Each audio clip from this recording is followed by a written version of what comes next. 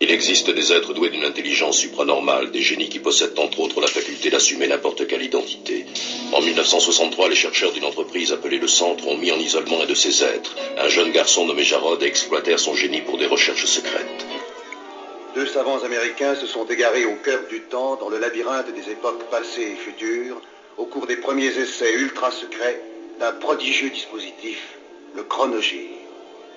Tony Newman et Doug Phillips sont lancés dans une aventure fantastique, quelque part dans le domaine mystérieux du temps. Bonjour à tous. Notre vision du temps telle qu'on se le représente ne suivrait pas une flèche linéaire qui, partant du passé, traverserait notre présent et s'orienterait vers notre futur. Tant qu'on a cru à un temps universel, on a pu dire que le passé n'existait plus, que l'avenir n'était pas encore et que donc le présent seul existait. Mais la théorie de la relativité générale élaborée par Einstein modifie complètement notre perception du temps. Par exemple, des événements qui se produiraient dans le futur pour tel observateur seraient observés dans le passé pour tel autre et dans le présent pour un troisième. Ce qui sous-entendrait que le temps ne serait plus une valeur constante. Les trois temps passé, présent et futur évolueraient simultanément mais sur des plans parallèles. La théorie soutenue par la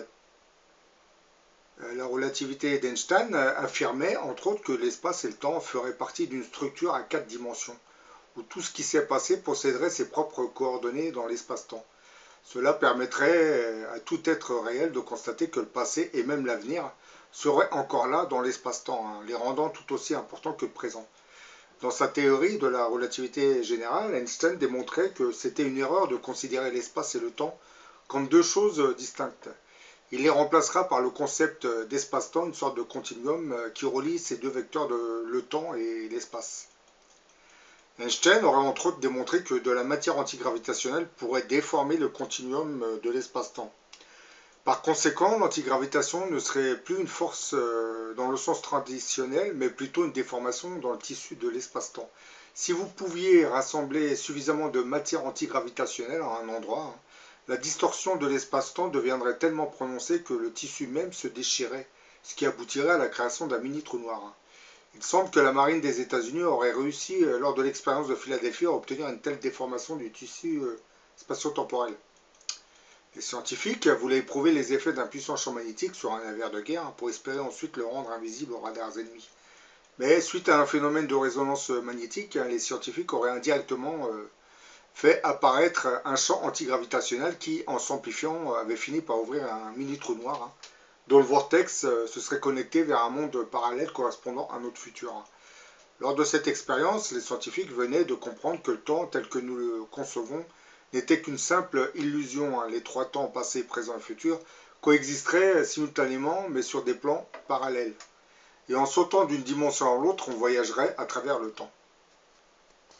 En 1943, la marine américaine entreprenait une série de tests dont le but était de soustraire les navires alliés à la détection des radars ennemis. Le résultat de ces expériences n'a jamais été divulgué. Le dernier essai qui a mis fin au projet est connu sous le nom de Philadelphia Experiment. Donc, comme je disais, en sautant d'une dimension à l'autre, on voyagerait à travers le temps. Ce phénomène nous expliquerait, entre autres, pourquoi certaines personnes aux dons clairvoyants peuvent revoir des scènes du passé se dérouler devant leurs yeux. C'est l'interaction entre les mondes parallèles qui reproduit ces films du passé, car comme je ne cesse de le dire, les trois temps passé, présent, futur coexisteraient simultanément, mais sur des dimensions, sur des plans parallèles, dans des dimensions parallèles. Lorsque notre Terre se connecte à ces autres plans parallèles, on peut revoir le passé ou certaines scènes du futur. Dans son livre Voyage à travers le temps, l'auteur J.H. Brennan relate certaines histoires étranges qui parleraient de ce phénomène de l'altération du phénomène du temps. Par exemple, il nous raconte qu'en 1912, alors qu'il visitait la Grèce le 10 janvier de cette année, l'historien Arnold Toynbee se serait retrouvé perché sur un des sommets jumeaux de Farsal, regardant le paysage ensoleillé et pensant à la bataille qui avait eu lieu dans les environs de l'an 197 avant Jésus-Christ. Et soudain, il précisera qu'il aurait glissé dans une poche du temps, hein, et se serait retrouvé à l'époque où l'armée de Philippe de Macédoine avait fait face aux légions romaines à cet endroit. La température avait changé, hein, il y avait une brume épaisse qui s'était progressivement dégagée, hein, pour lui permettre une vue de la descente de la charge macédonienne qui allait mener au désastre. Les Romains avaient perçu une faiblesse dans le flanc macédonien, avaient poussé leurs hommes et attaqué avec une telle férocité que Toynbee avait dû détourner son visage du massacre. Et presque immédiatement, la scène à laquelle il venait d'assister s'était volatilisée mystérieusement pour laisser place à son présent actuel. Bon, là, je vous cite une autre histoire de glissement dans le temps qui validerait en fait cette théorie des trois temps qui coexisteraient simultanément mais sur des plans parallèles. Cette personne dont je vais vous parler, elle a visité une scène du futur.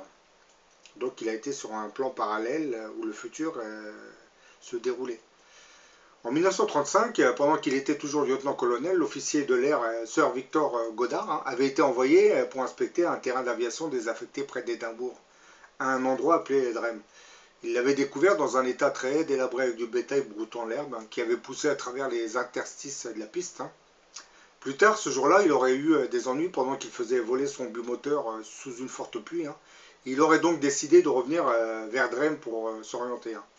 Alors qu'il s'approchait du terrain d'aviation qu'il avait déjà survolé, la pluie torrentielle avait brusquement cessé et le soleil s'était mis à briller. Quand il a baissé de nouveau les yeux, là il a remarqué que le terrain d'aviation qu'il venait de survoler avait été complètement rénové, qu'il était à présent utilisé. Il y avait des mécaniciens en bleu de travail qui se promenaient et 4 avions jaunes étaient garés sur la piste. L'un d'eux était un modèle qu'il ne pouvait reconnaître malgré son expérience en aviation.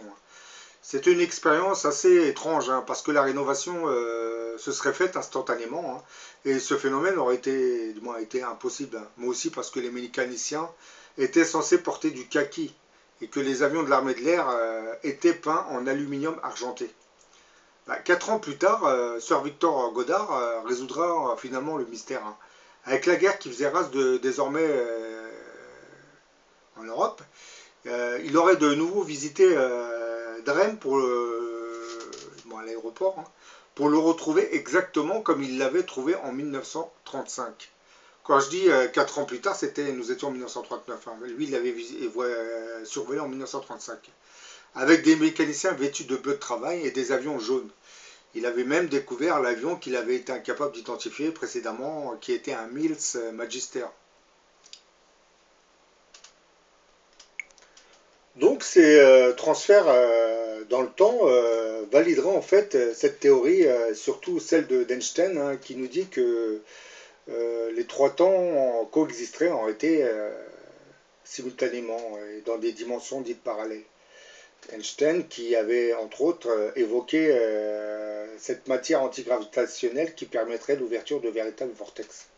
Et c'est exactement ce qui s'était passé lors de l'expérience de Philadelphie, où les scientifiques avaient, malgré eux, bien entendu, découvert par le phénomène de résonance une matière antigravitationnelle dont l'intensité avait finalement ouvert un trou noir, une sorte de vortex, qui se serait connecté à un autre vortex qui, lui, se déroulait 40 ans plus tard. Parce que c'était deux expériences. La première, c'était celle du bateau à Philadelphie, qui se déroulait en 1943. Quant à la deuxième, elle se déroulait en 1983. Ces deux expériences se sont finalement connectées en formant un tunnel d'espace-temps. Les marins qui avaient sauté du bateau en 1943 sont ressortis par le vortex de 83. Donc ils ont fait un saut dans le temps de 40 ans en un temps record. Puisque pour eux, ils n'ont pas vieilli. Lorsqu'ils ont sauté du bateau, ils sont sortis en 83, mais ils avaient le même âge, ils n'avaient pas changé. Mais bon, par la suite, l'un des deux marins était resté en 83, et là, il a eu un petit problème. Puisque les 40 années qu'il venait de franchir se sont mises à apparaître sur son visage. C'est-à-dire, en langage plus clair, il a commencé à vieillir à vitesse accélérée. Parce qu'à cette époque, on ne connaissait pas encore les rouages du voyage dans le temps, et il n'avait pas pris le soin de mettre au point ces fameux générateurs de temps zéro.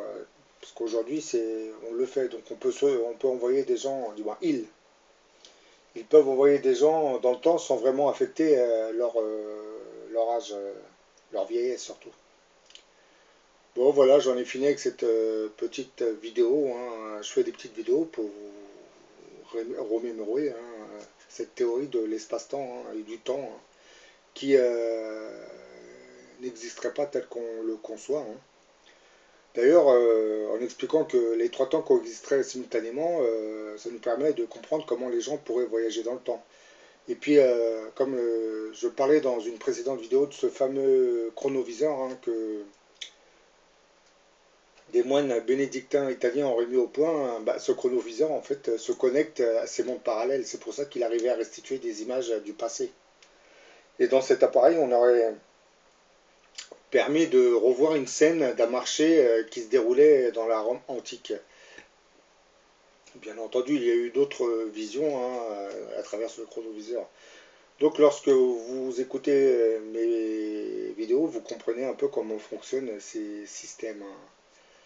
Par exemple, à Montauk, lorsqu'ils ouvraient des vortex, ils se connectaient sur des mondes parallèles du passé, hein, ou du futur, qui, comme je l'ai dit, hein, coexistent simultanément, hein. Ils sont dans des plans parallèles. Bon, je vous dis à la prochaine pour une autre vidéo.